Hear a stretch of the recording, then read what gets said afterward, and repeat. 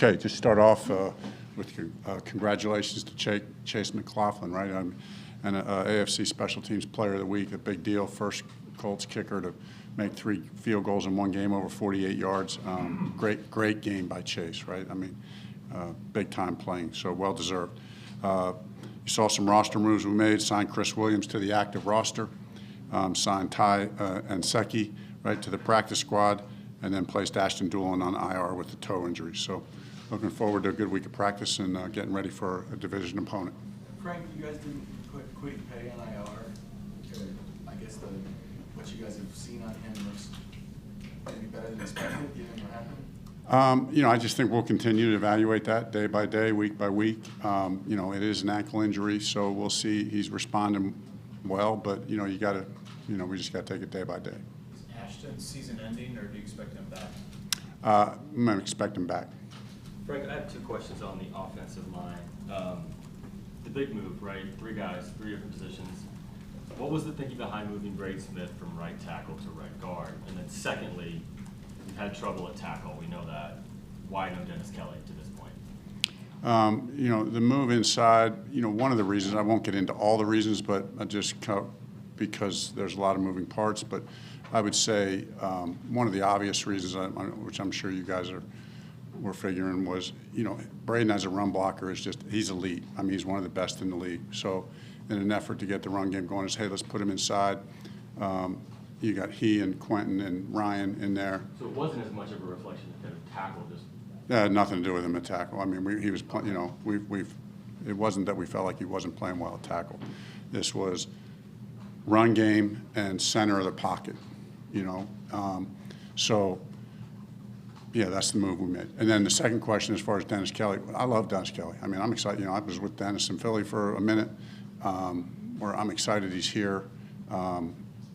Veteran player, has played a lot of football, played winning football, so very glad to have him on the team. Frank, does Braden have more value, though, arguably at right tackle than guard? Possibly.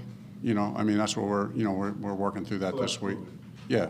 The value, we all know that Braden was a right guard in college, right? And probably his natural position. Right guard's probably his natural position. To his credit, we needed a right tackle early in his, and he moved out there and he proved he could do it, and he proved he could do it at a high level. So, we thought it made sense, right? Because let's look at that. Pryor's natural. He's played right tackle and right guard, but a lot of it's been right tackle. So, we thought that was a good move. Frank, with the line, Monday you said you were still evaluating, but with Ryman at left tackle, are you going to stick with that and let him kind of grow there?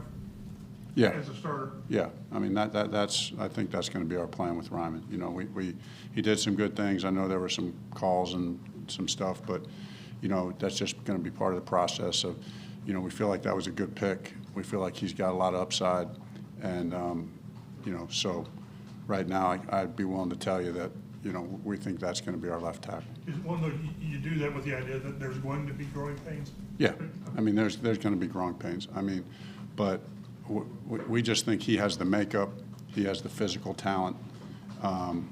We like what we've seen so far. We understand, like a lot of our young players, it's a it's a process. So, I think these guys, like you look like Alec, and you look at Jelani, they get better fast. Then the more they play, so you got to play. So we're just going to put him in there and we're going to play and feel like he's going to play winning football.